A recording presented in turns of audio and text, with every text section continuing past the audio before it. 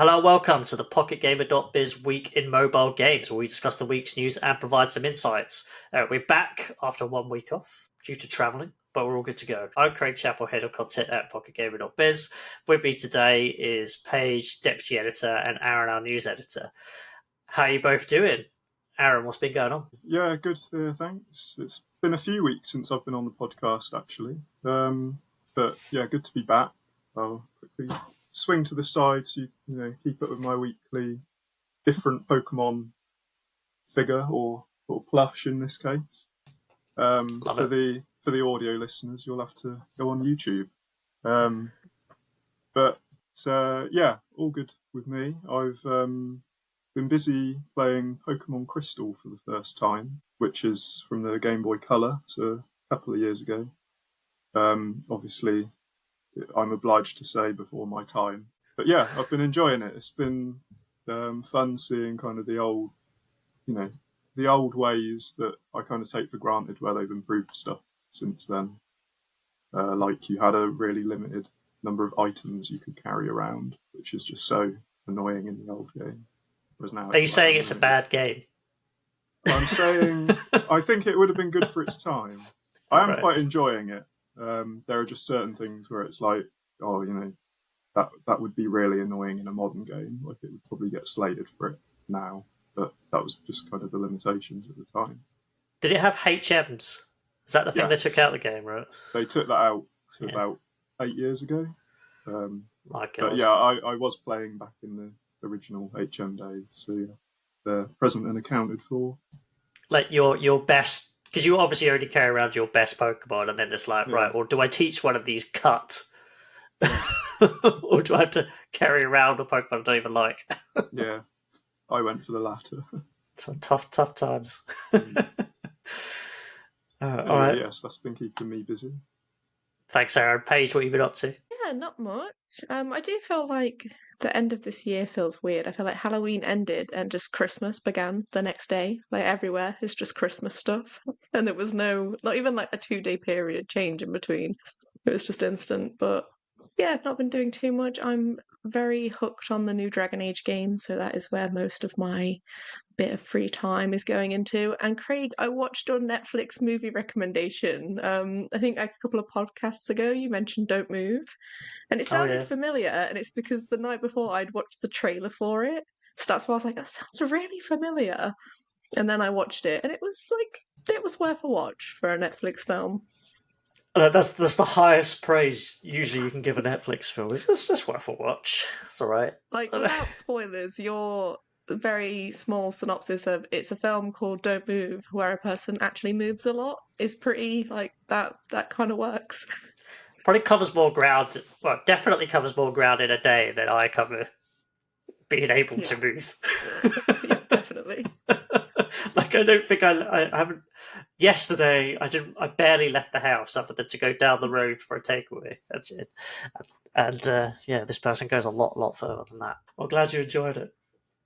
As for myself, I meant to mention this before. I played Ticket to Ride for the first time, which seems kind of insane to say, but I enjoyed it very much. So yeah, for everyone, yeah, obviously the tabletop game. I played it with two friends who've played it before, and I won, but after coming last. So they're kind of like helping me out a bit because I made like, I guess there's like strategy. You can't make it too obvious where you want to go because they might block you off, right? So they're being quite kind in mostly not blocking me off. So that helped. But ultimately, they knew I was going to be terrible at this game. And so they got more points than me. But apparently, we had to delve deep into the rules. So they drew on a number of aspects. So they had the same amount of points. There were other factors. So then you start going, okay, well, what happens when you're on the same amount of points? And then I can't remember the other criteria. And then they're like, okay, no, we're both drawn on that. We're both drawn on that. Well, what's the final what's the final thing you could win on? And it was longest train, which I had. So I think they're still angry with me. A win is a win. I've never played it. Exactly. Like I always see things about it because it's like the train thing. It's like I know what it is, but yeah, I've never played it. But if that's how you won, then It's actually really fun. Yeah, I can see why it's so like world famous. I guess I'm surprised I haven't played it. I haven't played that many board games. Stupidly, like I think I've played Catan lot once. I also played it in VR, which is a weird experience. But I digress. All right. So, before we move on to the news, as always, a few shout outs. So, don't forget, please, our top 50 was out ages. It feels like ages ago now, but still very relevant and interesting, especially with a few of the acquisitions that are going on. That, I guess we can touch on. And we've actually just finished Pocket Gamer Connects Jordan, which was at the weekend. I'll give some takeaways at the end of this show. But we also have Pocket Gamer Connects London coming on January 20th to 21st, which is the big one. I think we're expecting over 2,500 industry professionals, and there'll be lots of stuff, I'm sure, going on in London around that time. So exciting one. And then obviously next year we'll be back in San Francisco. We'll have the Game Expo Summit in Dubai. Can I say this? I think we're also going to be going to Barcelona for the first time next year. Dates to be confirmed, so that's exciting. And then obviously Helsinki and Jordan again. We're keeping busy with events, let's say. All right, but that's enough of the shilling. So we're going to go on to news, and the big story of the day and the week: Miniclip acquires Easybrain from Embracer Group for $1.2 billion. So this is interesting for a few reasons, other than just being interesting. So Easybrain makes casual puzzle and logic titles.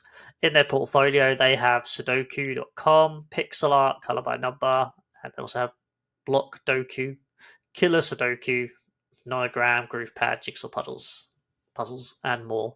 Their portfolio has generated 1.5 billion downloads. They purchased it for 1.2 billion. The interesting thing is that Embracer first acquired Easybrain, which are based in Cyprus, in 2021 for $640 million plus a potential additional 125 million in earnouts. I didn't actually check because I think part of the problem with some of these deals, but I'd need to check this.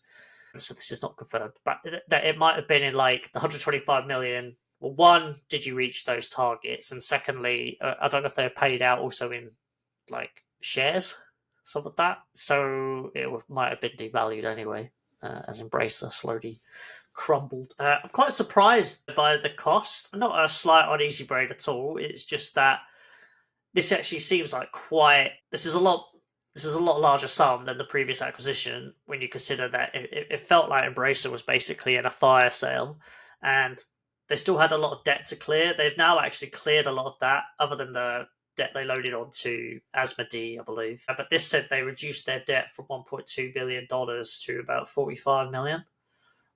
So that's a pretty clean sweep. I'll have to take their word for that. I don't know what the taxes are on that. But yeah, really interesting acquisition. Obviously, Miniclip. I can't remember when they did it. They acquired Cybo, and then was it this year? Last year, they moved into PC with Future Lab acquisition. So it's always really interesting to see how they kind of expands their portfolio. This seems like an interesting choice. The team there is very astute with their M&A. Very, very expensive. But what do you two think? yeah, I know you mentioned it the other day, and you kind of said like any guesses on who it could be. This wasn't one, but now I'm seeing it. It's like, oh yeah, like it does make sense. But yeah, it's just the sum. Like I said, it's not like it's not like slighting them type of way, but it is a massive sum and quite a jump. So, but no, like it's an interesting acquisition, and it seems like I know you're going to get to some more, but there's been quite a few of those recently. Yeah, I was going to say it does. It seems like there's just so many big acquisitions going on these days. Obviously, Activision Blizzard was the biggest, but it feels like there's always something in the billions going on these days. Yeah, like we had Superplay, obviously, about 2 billion. Yeah, really interesting. A couple other stats actually. That Easybrain generated 300, well, just below $309 million in net sales during the year ending March 2024, with an adjusted EBIT of $126.5 million. The user acquisition costs amounted to $138.5 million, which was 45% of net sales, which is that's kind of mental. Yeah, really interesting deal, and I guess we'll see more.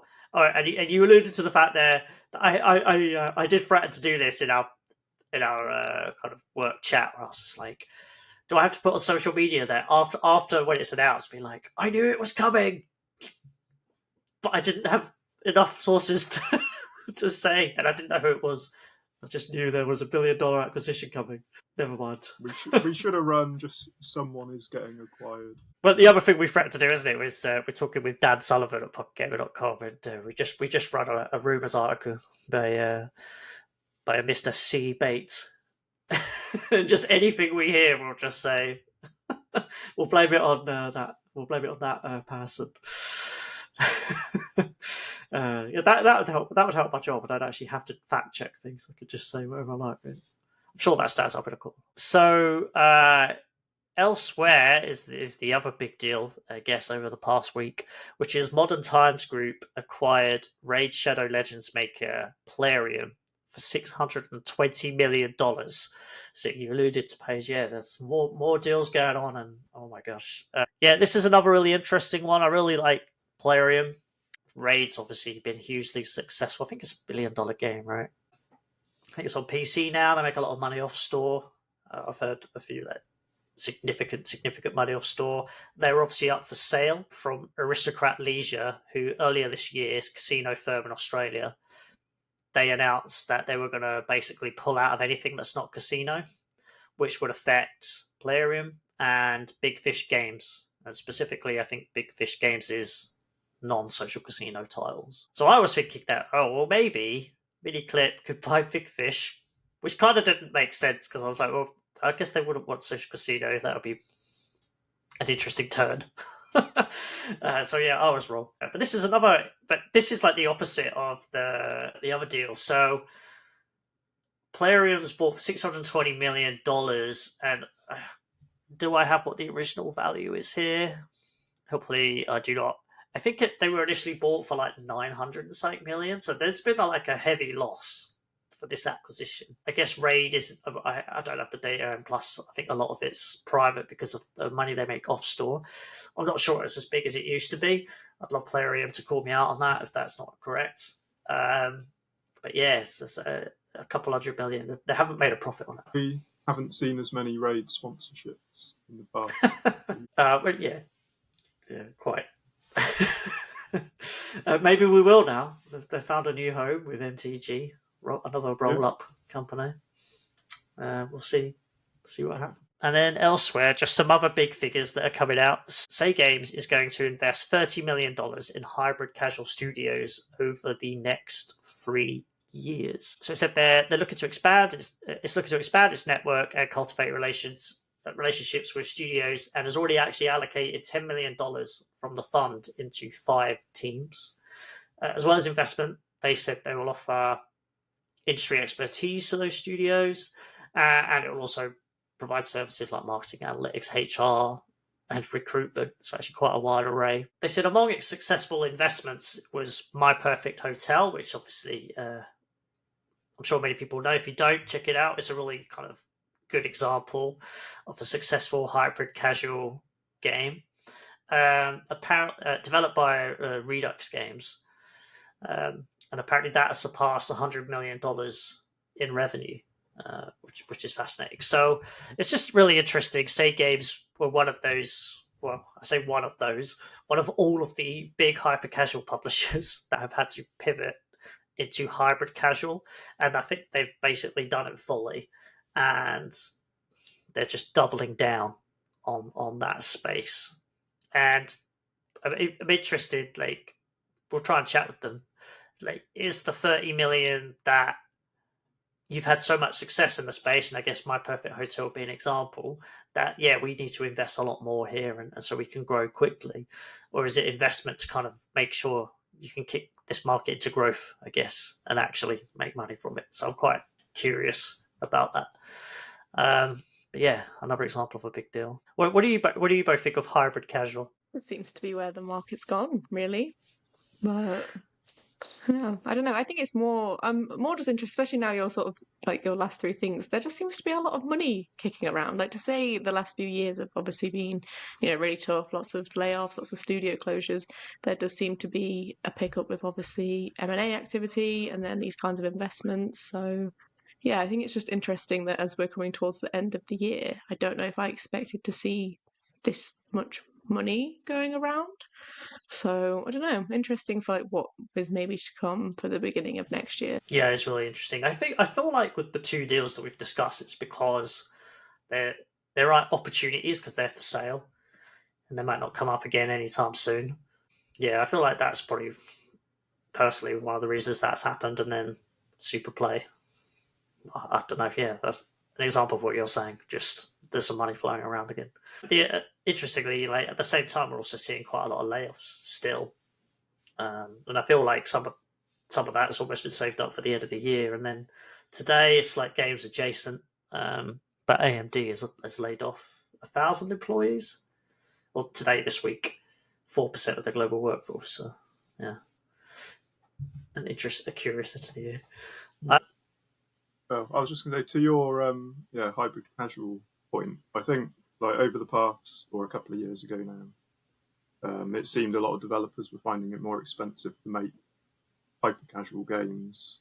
I guess because it was so saturated, they had to put more in to make theirs stand out. So I guess it kind of makes sense that hybrid casual would be the kind of natural progression of that. The thing that fascinates me about hybrid casual is it's just something that's been willed into existence because Archiero was a good game. And it did do something different. Like it was very innovative, very good. Habby's kind of did it again with Survivor.io. Kind of, you can say what you want about Vampire Survivors, and that, but they did very well. And then I wrote an article about it last year sometime for Deconstructor of Fun. It's just like, is this a thing? Because it's hyper casual publishers are absolutely desperate to find another way to make money, and to, I guess, use the foundations that they've built on something. Otherwise, their businesses will just go away. Because obviously, look, to the points you made, and then also privacy changes. Just you don't make as much money from the ads, and then the extra added costs just doesn't make sense anymore. So you need that purchase revenue as well. But to their credit, it would appear that actually for successful how do I word this, for top games in this made up genre, they're actually doing well. They've actually made it work. These publishers like Voodoo's doing insane. Was it like up to 300 mil or something? Homer's growing. They're expanding their hybrid casual team, and I think that's because of actual success. Again, not just because they're trying to will it. Well, it's both. Not just because they're trying to will it into existence, but they're actually getting money out of it. And Quali's been doing the same. They're all at it, basically. But fair play. Interesting way that the industry's evolved. I could talk forever about hyper casual. I'll stop next time. So, just some other quick investment news. I'll just go through the headlines. But Funstop Games secured $5 million to accelerate game development and expand globally, and Starform secured $6 million to bolster its shooter game Metal Storm. So congrats to them on the funding rounds. That's it for my section of news. Paige, what have you got? Well, let's keep it money orientated for the start of mine. I was going to talk a little bit about a report we had on India's games market. So it's a Lumkai report. And basically, India is projected to see a lot of growth. It's supposed to have 7.5 billion by 2028. This is largely supposed to be driven by the growth of in-app purchases, casual and mid-core games, and just in-game advertising revenues. And obviously, the Indian games market has kind of been huge anyway. It's not exactly new news, especially in terms of downloads, but they haven't always been able to convert those downloads into paying players. And it seems like the last couple of years we're seeing that a bit more. Like, yes, there's loads of downloads, but now we're also seeing more people that want to be a paying player. And yeah, I just thought it was interesting, like their growth. It also said that India's home to 568 million gamers, which 25% of those are now paying users. So that's been on the increase for the last few years. And it was 15.4 billion downloads in 2023's physical year, which means India has essentially retained a position of being one of the top countries for mobile downloads. So yeah, I just think it's really interesting, the growth there, and kind of just with other things as well. Like, obviously when you look at games and you think, maybe it's big in America or something like that, I actually think so much of the growth isn't in those places. Like it's huge in India. There's so much going on in Asian markets as well. Like, the Chinese market, there's so much there, especially for mobile. So yeah, I just think it's interesting how those markets are growing and the kind of hubs that they're becoming. Oscar spoke about it a few weeks ago, about kind of his experiences and his thoughts on the India market. Yeah, like it's definitely well placed for growth, but literally since I started working at PocketGamer.biz the first time in 2016, and maybe before that, I've just been hearing for a long time, like, oh, this market's about to take off, and kind of did a little bit with a couple shooter games like PUBG and Garena, which made, like, I think the vast majority of revenue. I think, obviously, Ludo games do very well, but I feel like it's always just in this. It's going to do really well, and then never, like the forecast for 7.5 billion by 2028. I need to set a reminder in a calendar, and then so in 2028 I can say, well, hopefully it does hit that and exceeds In that. 2028, I'm not when we're back on the podcast, we can be like, so. episode 300. I can't do maths. That would be anyway. But yeah, like I don't know. Forecasts always freak me out because they're never fully accurate. Yeah, but I had There's only so far forward you can predict. Like anything could kind of happen somewhere else, could boom, and actually that's the place that gets huge, which means that you're not seeing as much. So, like the numbers are interesting, but yeah, there's always a little bit of, I guess, it's a stat that's on a report. It's not a fact. It doesn't mean that by 2028, like that's definitely going to happen. yeah. I had a chat with Jay Powell from the Powell Group earlier this year, and it was like I should do an audit of forecasts. See, well, all right, all these companies said this is going to happen. Did it? Were they close? Even? I'm sure most people take a lot of this bit with a grain of salt, but then it also does, like, these kind of forecasts inform how you think about a market, and so yeah. Well, maybe I have no idea. Right? I see 7.5 billion. I think that's a lot. We'll see. Yeah. And then another one from me is about just a quick one really on Dream Games. So their new Match 3 game, Royal Kingdom, the kind of just was a trailer sort of out of nowhere. And that has a release date of November 21st. So that's for a global launch because it's already been in soft launch since April. And since then it's already generated 20.5 million according to AppMagic. So that's a pretty impressive soft launch, and most of that revenue is coming out of the UK. And the spending has increased as well since the announcement of a global launch. And I just think of obviously Royal Match. That's been huge for Dream Games. It's reached 3.9 billion in the 4 years I think that it's been out. And I think I'm just intrigued to see, is it one of those ones where can they replicate that success and this game be in the vicinity of that success, or is it one of those things where it happens once and you can't quite reach it again? So like, yeah, it's just one of those ones that I kind of want to keep an eye on, because I know the new game has a bit more of a focus on there's a bit more of a competitive edge to it.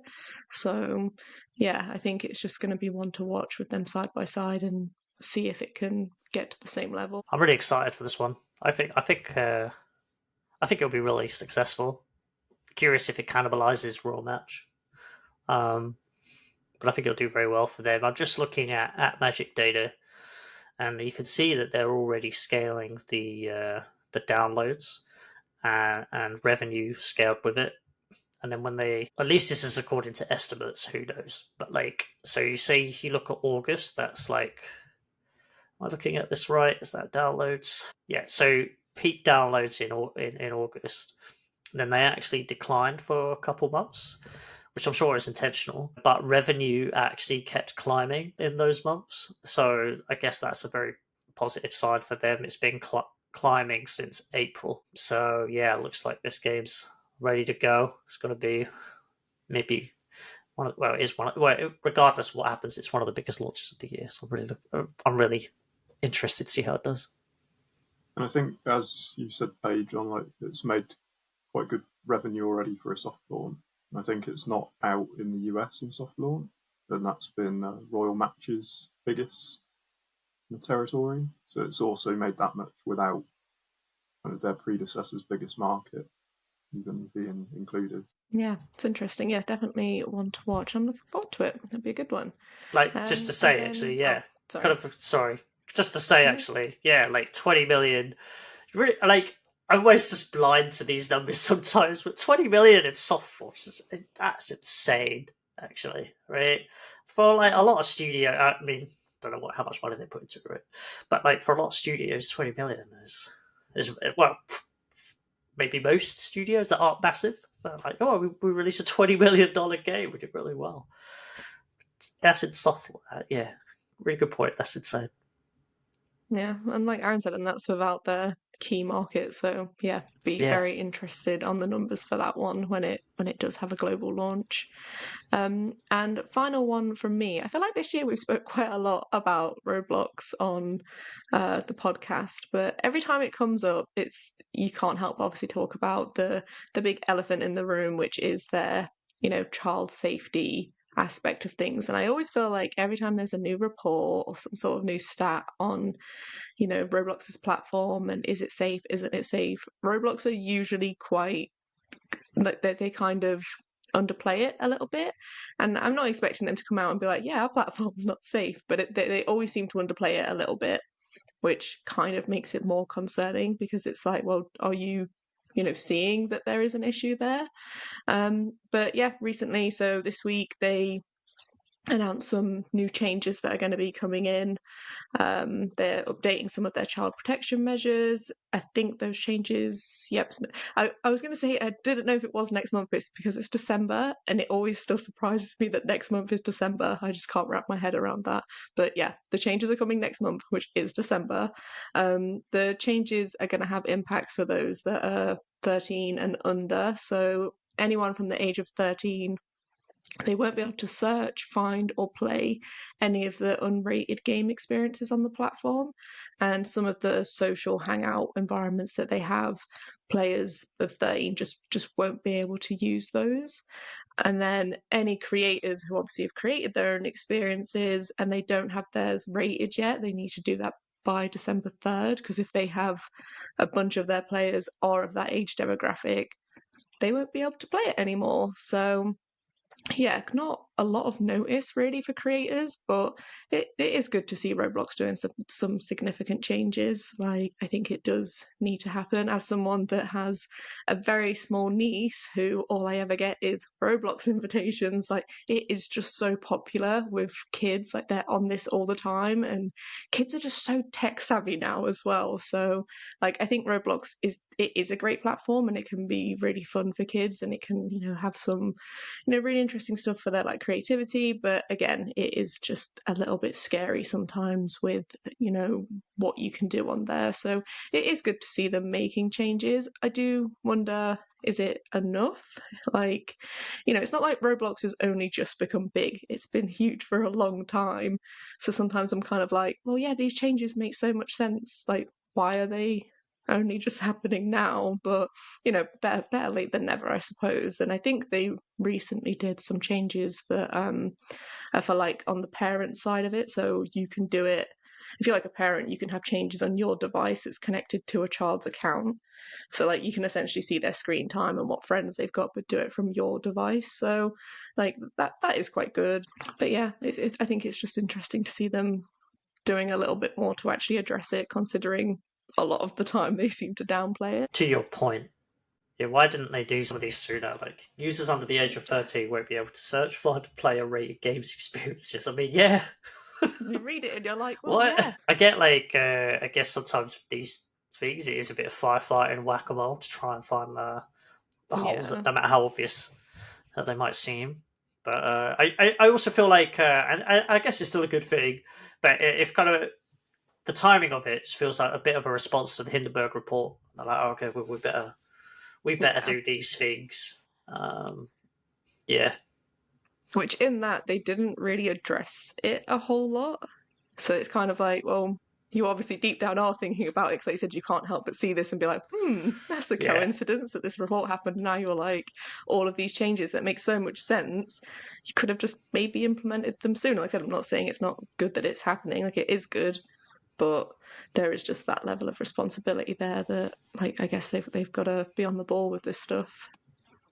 yeah, for sure. Thanks for that, Paige. Aaron, what have you got? So, starting off with an exciting one for me, at least, we've got another Monster Hunter game on the way. And if I get too invested, I'm going to have no social life left. These are a big time commitment. But yeah, so it's been announced that Capcom and Tencent subsidiary Timmy Studio Group are working on a mobile game called Monster Hunter Outlanders, which they've said is going to be more of a traditional hunting experience, sort of akin to the console and PC games. So yeah, it sounds like it's going to be a lot more like a main series title, really, which is funny timing because they've got Wilds coming out in a couple of months for not the Switch, sadly, so I won't be able to play it at launch, but hopefully on whatever Nintendo does next, still really.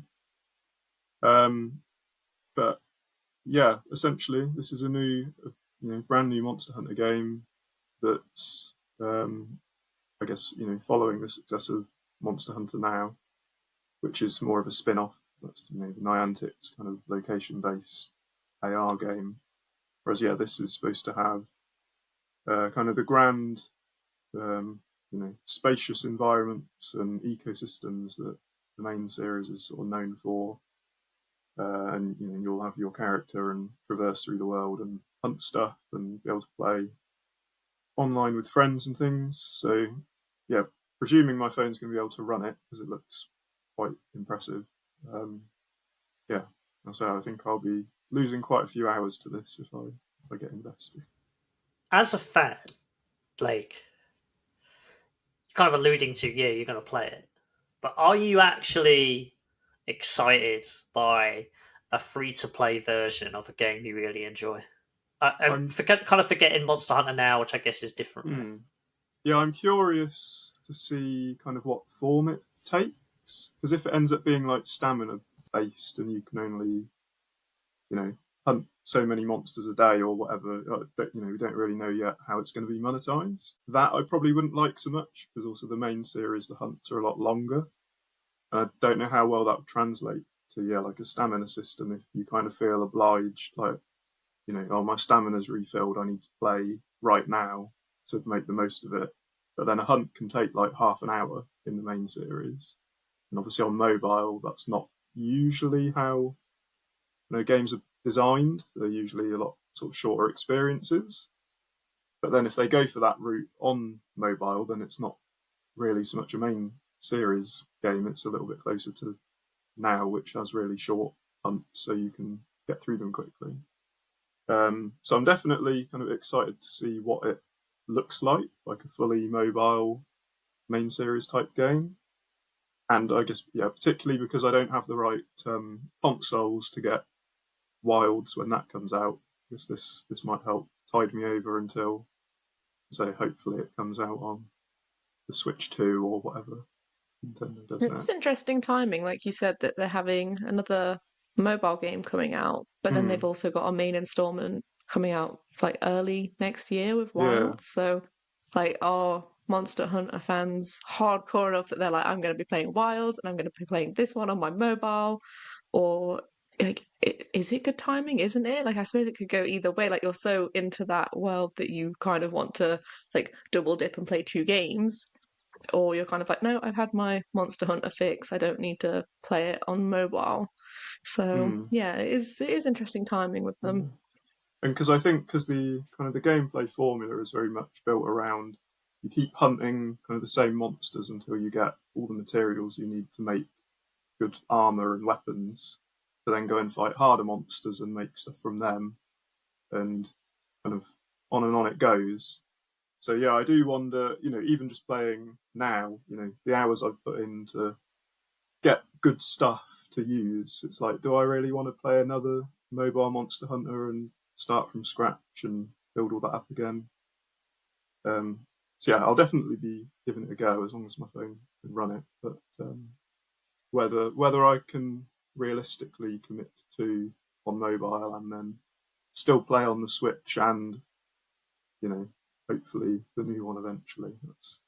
I don't know. I'll have time for anything else if I do all that. It's interesting from a fan point of view hearing that. Like, yeah, obviously premium versus free to play. I guess the game is, well, I guess it's mostly just to play for China. Yeah. Well, one, because Timmy. But yeah, I guess when you bring a big game like this to mobile, you're just looking at that market.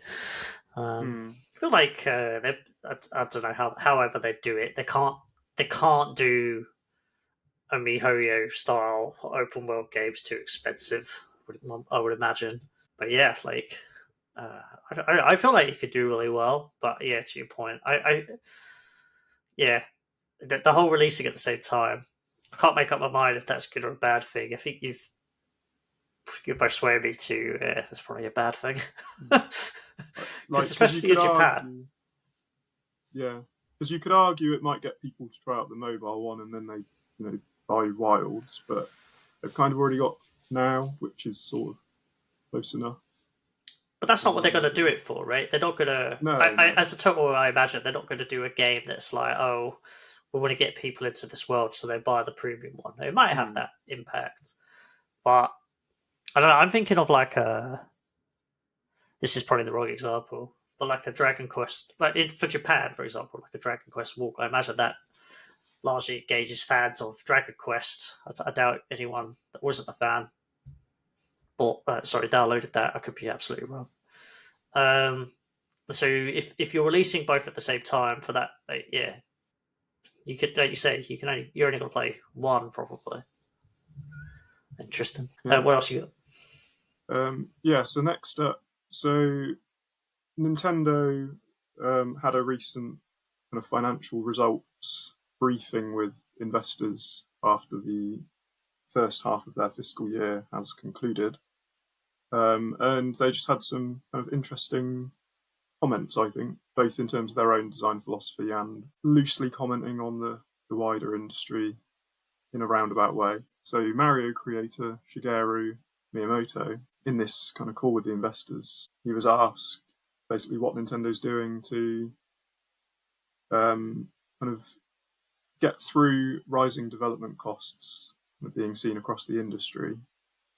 And he basically said that, yes, costs are going up every year, but that's been, quote, in some ways inevitable. And that basically for Nintendo, making good games is more important than how much it costs to make them, which I think is quite a kind of a big statement to make to your investors. And yeah, he said that basically Nintendo will continue to like refine its games until they're something that fans are going to be happy with, kind of regardless of the cost.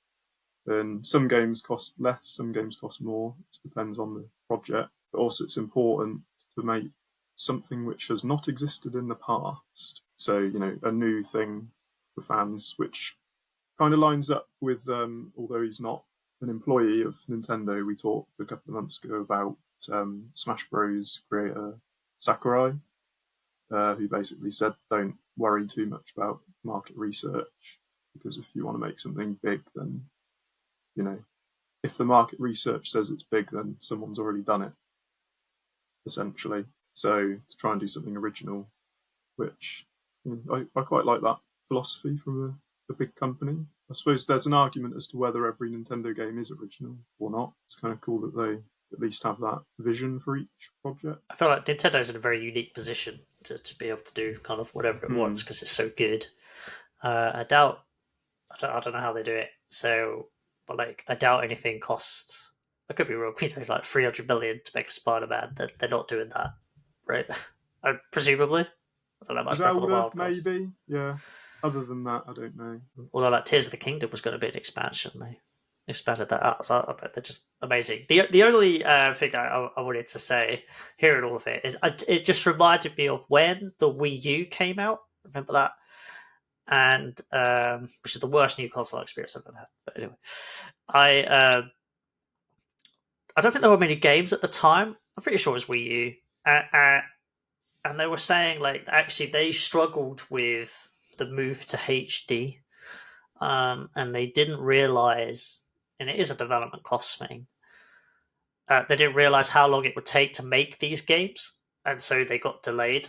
So I guess that's the only. It's an interesting question for them to ask and then to answer. For someone to ask and for them to answer, because like they can say what they like. Like it is more important that the game's good, right? It doesn't matter the money, sure, but time-wise, you have to keep releasing games, and they don't get much help. Well, I mean, the Switch is great, but they don't get much help from top third-party publishers, especially when they keep creating these unique consoles, which require either special ports or it's just not possible with the high-powered PlayStation, Xbox hardware. So, not entirely sure what I'm trying to say, but like, yeah, it is just like, okay, you can say about cost, but it's time that maybe is the issue.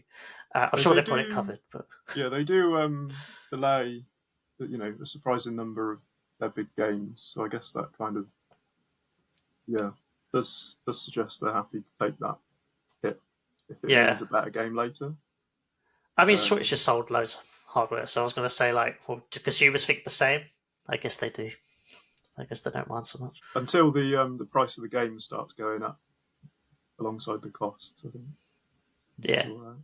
I mean, Nintendo games I feel like they're historically like premium priced, right? Yeah, they don't really do discounts. Yeah, the price of like if you want Mario now, Mario Odyssey. Sorry, when it released, if you want Mario Odyssey, you think, oh, I'll just wait 3 months, get half price. You're lucky if you get it half price like 5 years later. I already put on my British accent there, didn't I? That's good. Anyway, I'll stop rambling on that. But what else have you got? Yes, the last one from me is to do with web shops. So this web shop platform called Neon has raised 14 million to expand its platform and team, hoping to take advantage of the current direct-to-consumer trend. So it's got the funding from Thrive Capital, Renegade Partners, A16Z Speedrun, Max Levshin's Sci-Fi VC, and Ribbit Capital. So this was reported by GamesBeat. Yeah, so essentially they offer kind of web shop related services. I think there's like integration with existing web shops, or they can kind of provide their own to developers. And we covered recently on the site that 72% of the 20 top grossing mobile games use a web shop now. And obviously I think it's quite clear just from playing mobile games that more and more do seem to be going for the web shop route these days. So it makes sense for a company to kind of offer that as a service and get investment to expand that. So like web shops just the biggest trend of the year, and that's not going to change into next year. We'll probably see a lot more of these raises going into those. Really interesting time for publishers in general. But it's not going to get any. Okay, it will get a bit easier, I guess, next year for publishers to do this, but it's not going to get completely smooth for many a year. All right, thanks for that, Aaron. We're going to swiftly move on to the week in views section, where we go a bit where we go a bit too... Saying things really weird today. Where we go... Maybe it's the Coke. That's in the episode. Anyway, this is the section where we go a bit more into depth and give some opinions on the week's news. So, Paige, you've got something for us? Yeah, I've got some Microsoft Xbox stuff. So Phil Spencer, he's spoke about a few bits and bobs. So I just wanted to highlight a couple of them. One of which being the big thing of they're talking about more acquisitions. He did kind of say, like there's nothing imminently happening and there won't be anything for a little while, which makes sense. Like the Activision, Blizzard deal really doesn't feel that long ago. So I would kind of be shocked if they were really looking at something right now. But even just the mention of it, they've said that, they are always open to looking at stuff like that. He sort of mentioned about, maybe expanding so they could have more of a bit more diversity in terms of like their geographical locations and stuff. So maybe something in like the Asian markets, but that could also mean something focused on mobile, which I feel like, would make sense for them. I know obviously there's King, which they've got now, but yeah, I feel like something mobile would make sense. But realistically, I just don't know if we're going to see anything like that from them anytime soon. But then again, judging from earlier in this podcast, who knows? Because there has just been so much going on. So maybe it's not close, but still closer than maybe we would assume that it is. So yeah, just interesting that they would even mention that right now. He also spoke about the Xbox mobile marketplace, which was supposed to launch back in July. I think we've spoke about it a few times on the podcast, and we were kind of like, well, it's been very quiet, so I suppose that's not happening. And yeah, that's been delayed whilst they sort of tweak some things and get it to run how they want. I am intrigued to see how that's going to work out when it does launch. Obviously, it's not where they want it to be, so there's no sort of sign when that's going to happen now. I feel like this year is quite swiftly drawing to an end, so do they wait until next year for that now? Possibly. And they also spoke about like an Xbox handheld device, which I think Phil Spencer's been at least teasing and dabbling with this idea for a while. Like he's always been very vocal about liking the Steam Deck and the Ally and all these other devices that come out. So it's like, okay, so when are you doing yours? And he has said that they are. They've got like one in a prototype phase, but again, it's something that's probably a good few years off, and he kind of said as much. It's not something that's going to happen right away. But again, all of these things, I just thought it was interesting that it's like, oh, acquisitions and we're building this and we're doing these things. I know obviously they're only going to talk about all the positive stuff, but at the same time, it's kind of, it's been a weird time for them with layoffs, and, they've had studios that have done really well for them, but then they've closed those studios. So, yeah, just I think it's been a bit of a strange time for them. So, yeah, all these kind of forward thinking things, I guess they're trying to give people some faith in that, yeah, maybe some things haven't gone our way, but there are good things on the horizon. But yeah, I just thought it was a lot of things to round up. That's a lot of, yes, far into the future, these things will be happening. My take is they're not. I don't think. How do I do this? They aren't going to do this. I think he's just forced almost for some reason to vaguely say something and then not rule it out. So I guess you can't say like we're never buying a mobile studio. So he doesn't really say they're going to do it. I don't kind of hints, but they're just not going to do that. It doesn't make any sense. They've got to sort out what they're doing with King, and it doesn't make any sense that they'd buy another mobile company. It doesn't make any sense at all to me.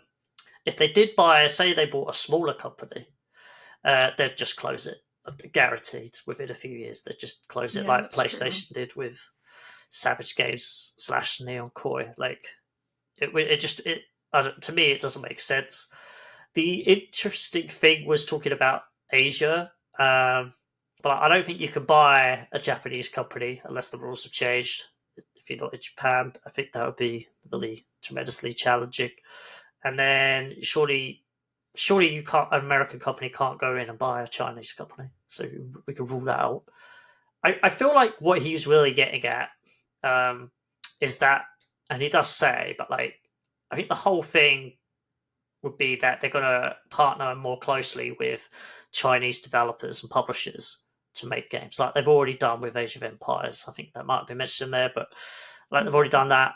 And then I just think we'll see more partnerships with Tencent and NetEase for their IP to come to mobile. Maybe, I know that's not even their strategy. Their strategy is Game Pass, but I guess if they want to do something in China and they see other opportunities in mobile, that's, I think, the only things that they're gonna do. I think they'll leave. I think that's the way forward for them. Because with King, like, it's an amazing company to get. Obviously, Candy Crush Saga has been around for years. They have some other games that they do well. Candy Crush Saga does well. Farm Hero Saga, definitely not on their level, but it consistently makes a lot of money. But King can't translate any of their IP into games. So the only way they could do it is through partnerships, and I don't think they're going to do any acquisitions. It's all going to be partnerships, and then it will just have to see, maybe there'll be some sort of strategic partnership official. The only other question from that for me would be like, oh, Microsoft okay with the large fees that Tencent and NetEase are trying to get these days? Which I guess for Age of Empires, the answer is yes, they're fine with that. It's my random take on it. It's a strange one. Like, I mean, I'm not a professional businesswoman, so maybe I don't have the right mindset for it. But like, I just find it odd when it's kind of like, even just talking about it, even if he is kind of saying, "Oh, it'd be years away," or it's kind of just something he's saying and it's not really going to happen.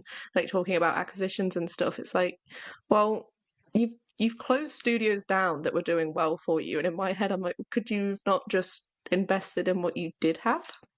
Rather than closing it and then talking about this. Like, I don't know, it must, like, for those studios, it must really feel like a bit of a kick in the face to have it closed down, and they're like, oh yeah, we would love to do more with these people, or maybe think of acquiring these people. And it's like, well, could you have just invested in us, who had made a great game for you, and it's not really amounted to anything? So yeah, I always think these kinds of discussions of what's to come in the future are interesting, but I think when you've had a bit of a rocky year, it can sometimes come across a little bit, I don't know, doesn't always sit right. I get why like this whole conversation ends up taking place, gets asked the question, has to give fake answers for some reason. But I kind of wish they'd just be honest, be like, we're not interested in mobile. And then during the whole acquisition, they kept like, can I say, oh yeah, they kept effectively lying and saying, oh no, the big reason is for mobile. It's nothing to do with it. You wanted Call of Duty.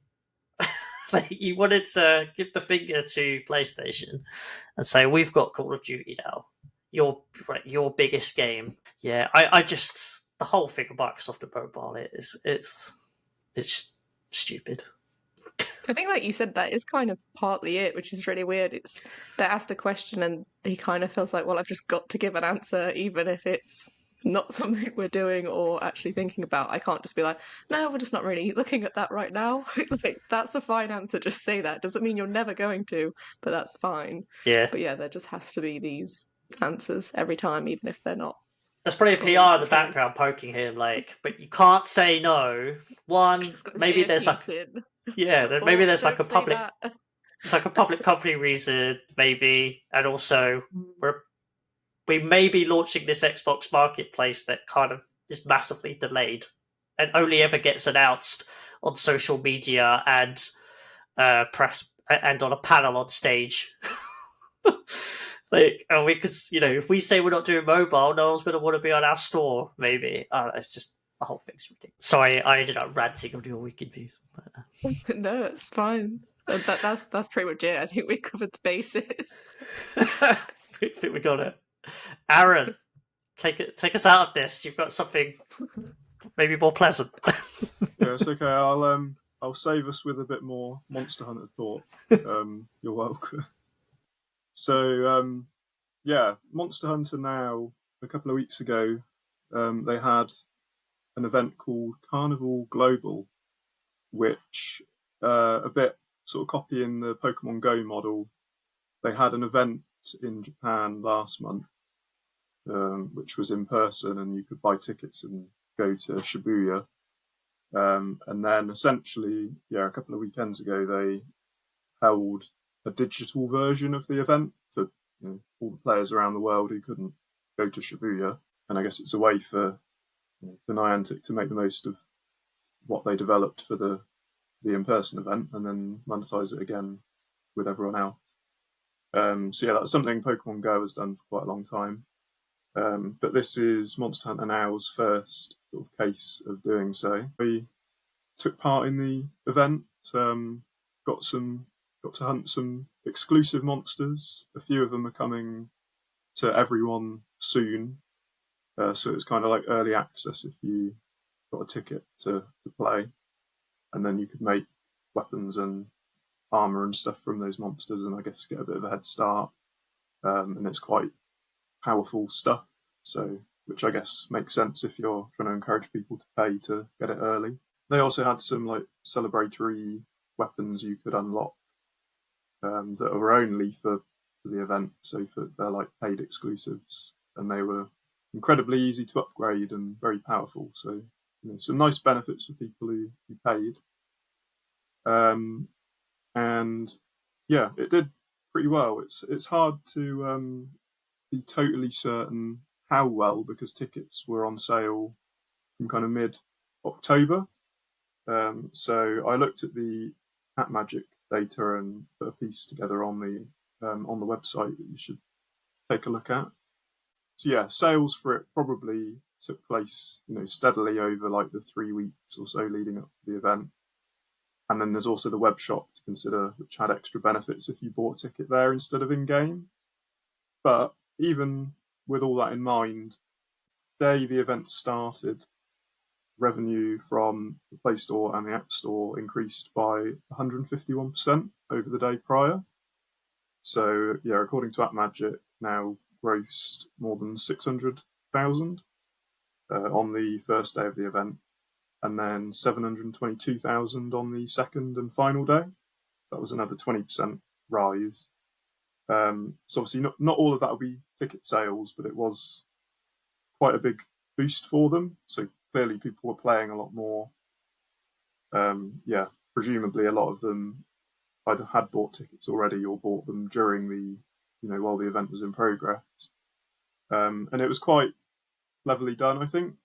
Merged quite well with Now's general monetization mechanics because you need to be above a certain health threshold to play in like a sort of stamina system. But if you are kind of skilled enough to not get hit, you're never affected by it because your health's always full. But if you take too many hits, you have to either wait to recover or basically use potions, which you can buy. You get a certain amount of free ones, but generally you have to buy them.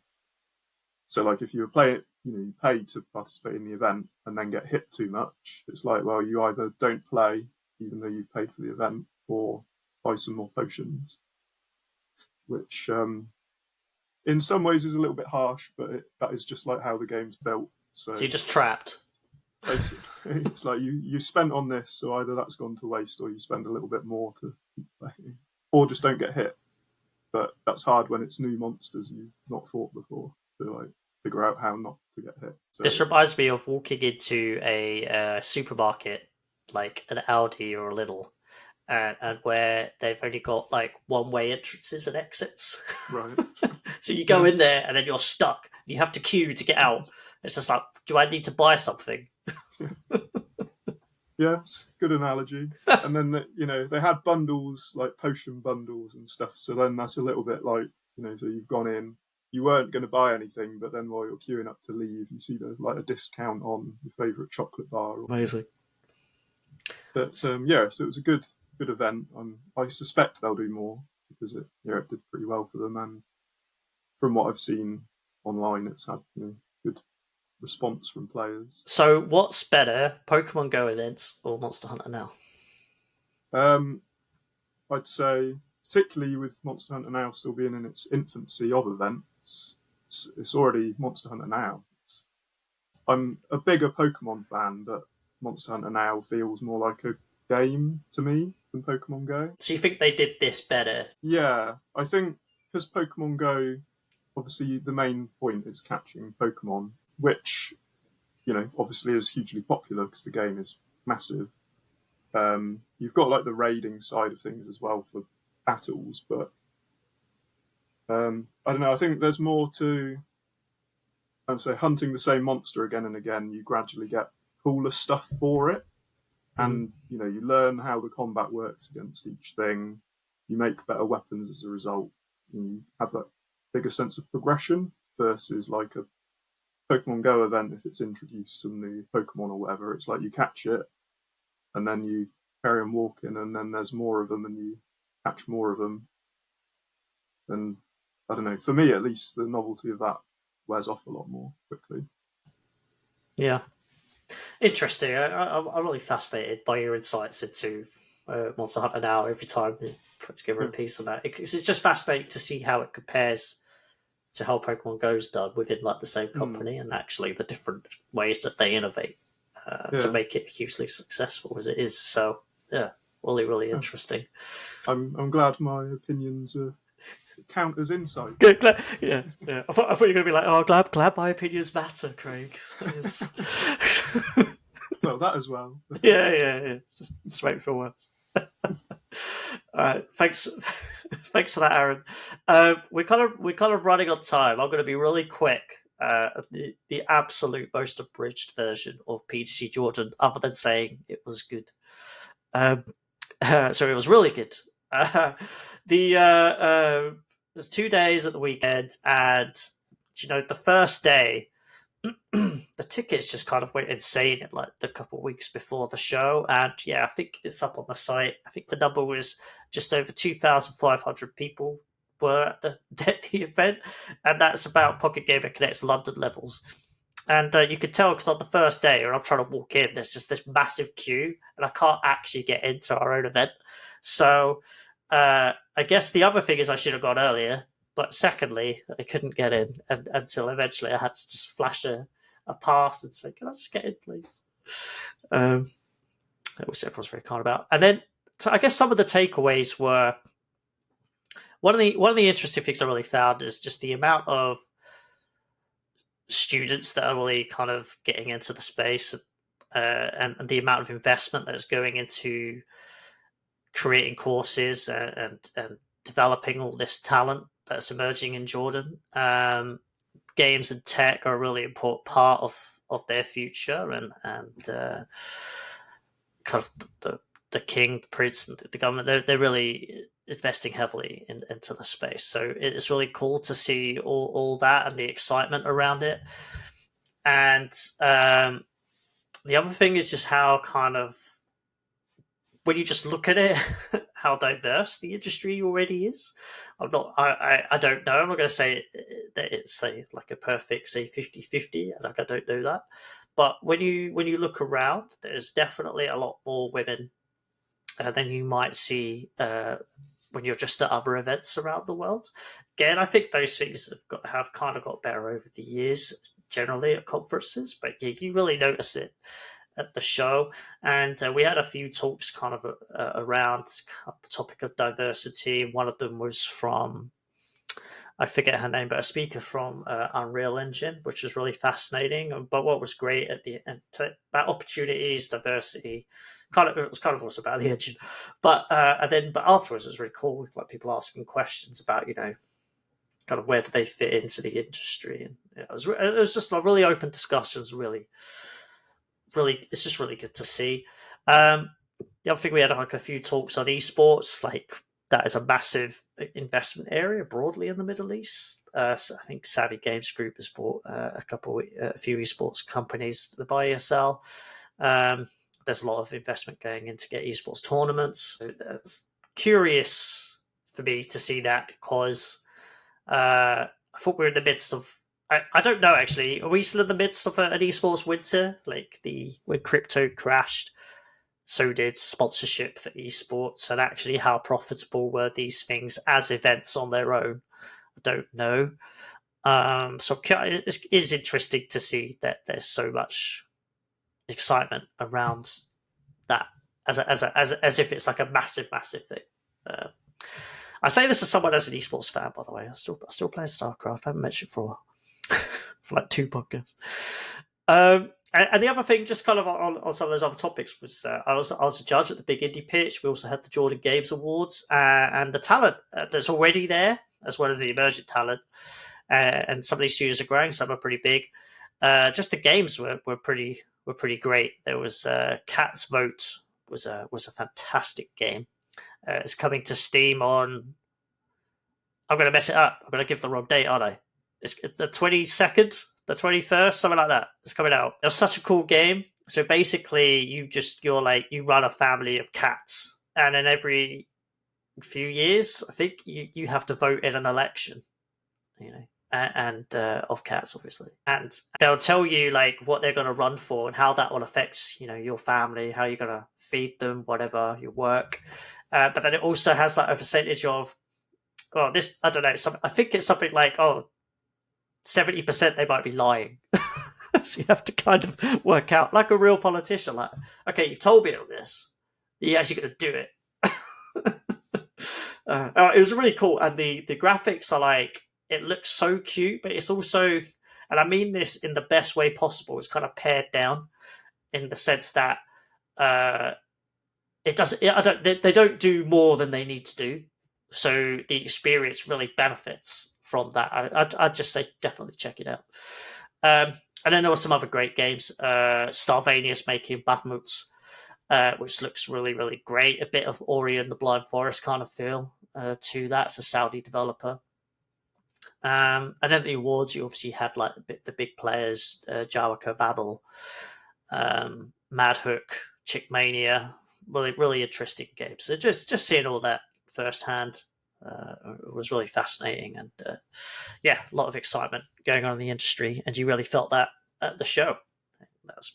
That was not the previous events at all, but I think that was the best one we've done, but I haven't been for years. So, but it was. I really enjoyed my time there. Right, that brings us to the end of the week in mobile games. I've remembered the name once again of our show. I'll try not to have that 2-minute brain freeze ever again. If people don't know this, for about 2 minutes, I just forgot what our show was called, to the horror of Paige and Aaron. Probably wondering if they needed to call an ambulance or something. But yeah, thank you for everyone for listening. Thank you very much for Paige to take part. Be here. Thanks very much. Thanks very much, Aaron. Yeah, thanks. Yeah, glad to talk a load of Monster Hunter this week. You're spoiled for Monster Hunter this week, really. Yeah. We'll have to ban it on next week's show. See how will you deal with it? I'll see you the week after. Yeah, good answer. Yeah. Well, we'll hope the rest of you will see you next week. Maybe there'll be more Monster Hunter. If that's what you want to hear more of, let us know. We'll see you on the next one. Thanks. Bye.